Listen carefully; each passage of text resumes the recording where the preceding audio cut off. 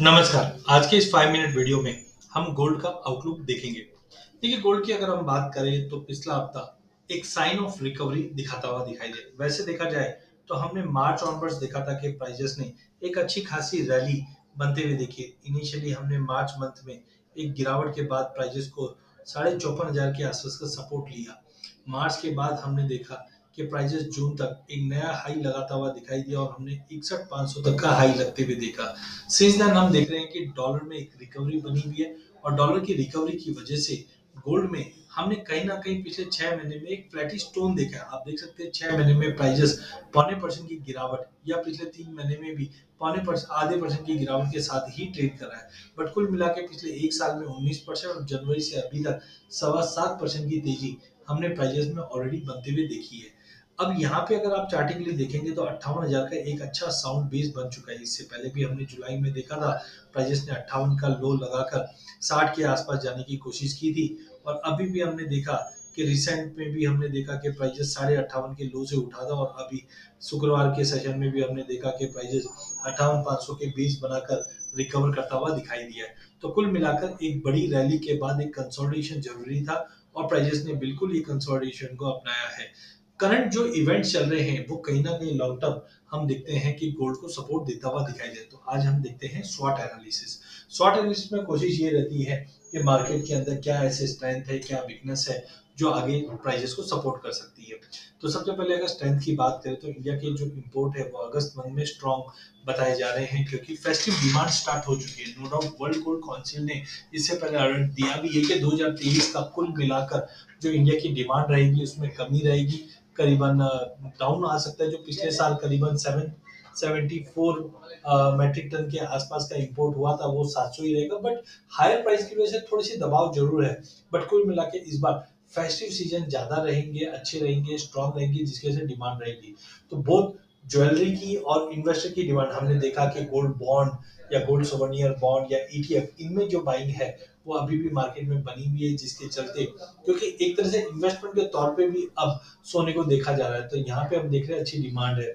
Central bank की अगर बात करें तो पिछले साल सेंट्रल बैंक ने जबरदस्त तरीके से बाइंग की थी और ये साल में भी दिख रहा है कि जियो पॉलिटिकल या करेंसी डिवैल्यूएशन के चलते हम कहीं ना कहीं central bank across the world gold के रिजर्व्स अपने कंटिन्यू बढ़ा रहा है। डिमांड शॉर्ट की बात करें तो 11 इयर्स के हाई पे 2022 में हमने देखा था, क्योंकि सेंट्रल बैंक डेफिनेटली बाइंग कर ही रही है। साथ में हमने देखा कि PBOC peoples bank of China का जो डेटा बता रहा है वहां पे एडिशनली 9,30,000 टन के आसपास का, मतलब अबाउट 29 टन का इन्होंने गोल्ड में अभी भी एडिशन बाकी है, चल रहा है, मतलब किया है। तो कुल मिला के सेंट्रल बैंक की जो बाइंग है वो प्राइजेस के सेंटिमेंट्स को कंटिन्यू सपोर्ट देते हुए दिखाई देगी। इसके अलावा भी माना ये जा रहा है कि जिस ढंग से सेंट्रल बैंक के फॉरेन रिजर्व्स है उसको देखते हुए लग रहा है कि ये जो बाइंग एक्टिविटी है वो कुछ और महीनों तक आगे भी कंटिन्यू रहेगी। इनफैक्ट सिटी ने कहा है कि सिल्वर के गोल्ड के जो प्राइजेस है अगले 6 से 12 महीने में एक रिकॉर्ड नए हाई पे जा सकता है। तो रिसेंटली हमने देखा कि 2080 का हाई लगा था, अब कहीं ना कहीं रिकॉर्ड हाई पे जाने की बात बताया जा रहा है। वहीं चाइना की अगर हम बात करें तो चाइना से गोल्ड डिमांड जो है वो थोड़े बहुत इम्प्रूव होते हुए दिखाई दे रहे हैं सेकेंड हाफ में, क्योंकि चाइनीज न्यू ईयर फरवरी में है तो डेफिनेटली उसका भी आएगा, डिमांड बढ़ेगी। साथ में सैक्सो बैंक ने भी एक्सपेक्ट किया है कि $3,000 तक का लेवल भी हम आने वाले टाइम में देख सकते हैं, because Jio political tension, inflation और अब तक जो कंसर्न बना था इंटरेस्ट रेट को लेकर अब वो कम होते हुए जा रहा है। इंडिया में भी हमने देखा रेट अनचेंज है, चाइना ने रेट कट करना चालू कर चुका है, यूएस अनचेंज रख सकता है ये हफ्ते में, ईसीबी अनचेंज रख रहा है। तो पहले जो हॉकी स्टोन हुआ करता था वो अब डॉविस में बदल रहा है या स्टैग्नेंसी में बदल रहा है, जो गोल्ड के लिए आने वाले महीनों में, सालों में बहुत पॉजिटिव है।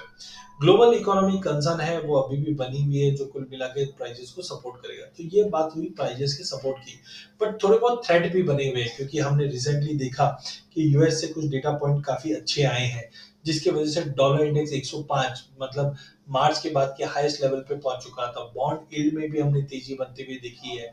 प्रीमियम जो फिजिकल चाइना में बने हुए थे उसमें थोड़ा कूल ऑफ आया है। इंडिया का जो गोल्ड कंजम्पशन है अप्रैल से जून के क्वार्टर में वहां पे हमने 7% की गिरावट आती हुई देखी। तो कुल मिला के थोड़े थ्रेड भी मार्केट में बने हुए हैं। आगे भी जाकर अगर हम देखें तो अभी भी चिंता बनी हुई है ग्लोबल गोल्ड डिमांड की, क्योंकि as of now year on year बात करें तो 2% का फॉल दिखा रहा है। बट गोल्ड के मुकाबले चांदी ज्यादा आउट परफॉर्म कर सकती है, बिकॉज एक तरह से इकोनॉमी में जिस ढंग से बाउंस आने की उम्मीद है, तो ये इंडस्ट्रियल डिमांड को बूस्ट करते हुए दिखाई देगी। वही इंडिया की डिमांड की अगर बात करें तो एज ऑफ नाउ लोवेस्ट है 2020 के बाद का, बट उम्मीद है कि फेस्टिव सीजन को देखते हुए ये डिमांड में इंप्रूवमेंट आएगी। और साथ में गोल्ड सिल्वर रेशियो अब 84 के ऊपर चल रहा है, बट लॉन्ग टर्म चार्ट देखेंगे तो 84-85 के जोन से रेशियो हमेशा ड्रॉप लेती है। और जब भी रेशियो ड्रॉप लेती है तो आप जानते ही हैं कि गोल्ड के मुकाबले चांदी ज्यादा आउट परफॉर्म करती है। तो टाइमिंग गोल्ड में वैसे मजबूती ज्यादा बनी हुई है। और चार्टिकली भी आप देख सकते हैं, ये डेली चार्ट है। तो हमने रिसेंटली देखा था मार्च में प्राइसेस ने करीबन 54,700 का लो लगाने के बाद एक जबरदस्त तेजी दिखाते हुए हाई साइड में 61,850 का हाई मारता हुआ दिखाई दिया। सिंस दैट मार्केट एक सिमेट्रिकल ट्रायंगल के अंदर रेंज में अटका हुआ है। इस वक्त प्राइस अगर आप देखेंगे तो इचिमिको क्लाउड के नीचे है, 50 मूविंग एवरेज के नीचे है, बट 200 मूविंग एवरेज के स्ट्रॉन्ग सपोर्ट पे खड़ा है। आरएसआई धीरे धीरे पॉजिटिव मूव करते हुए दिखाई दे रही है। तो कुल मिलाकर अगर प्राइस 59,200 के ऊपर निकल जाता है तो एक स्पाइक आने की उम्मीद है, जो 60,300 तक का बैर मिनिमम लेवल दिखा सकता है। तो ओवरऑल हमें लगता है कि यहाँ पे 200 मूविंग एवरेज और इचिमिको क्लाउड ग्रीन में होने की वजह से प्राइस को एक सपोर्ट मिलेगा। 59,200 पे नजर रखिए, 59,200 पे एक अच्छी तेजी बनेगी। बट ये हफ्ते के अंदर फेड से इंटरेस्ट रेट के डिसीजन आने हैं, डॉलर इंडेक्स पे भी नजर रखिए, ये फैक्टर्स रहेंगे जो प्राइस को इम्पैक्ट करेंगे। वहीं अगर सीजनैलिटी की बात करें तो सीजनैलिटी दिखाता है कि सितंबर में मार्केट में गिरावट आनी चाहिए। तो कुल मिलाकर हमने सितंबर मंथ में गिरावट ही आते हुए देखी है।